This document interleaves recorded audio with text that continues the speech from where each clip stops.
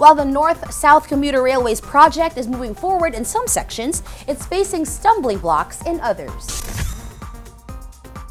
DM Kansuni Incorporated and joint Japanese partner Taisei Corp will withdraw from a section of its contract to build portions of the North South Commuter Railways project, according to published reports.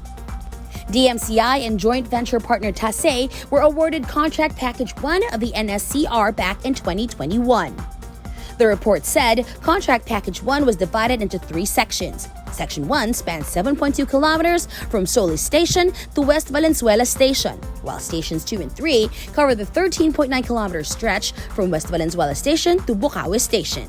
Following issues with right-of-way, Section 1 will be de-scoped or omitted from CP01 due to potential challenges and costs associated with right-of-way obstructions, the report said.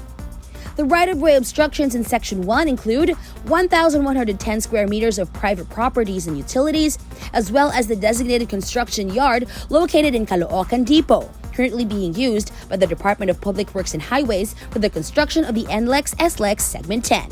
DOTR is planning to rebuild Section 1 once the discussions to formalize its submission or de-scoping are finalized. DMCI is said to be expecting equitable compensation for the de-scoping, a standard contract condition in construction projects. Here's hoping that the other 2 sections of the Contract Package 1 awarded to DMCI and Taisei won't be affected by right-of-way issues.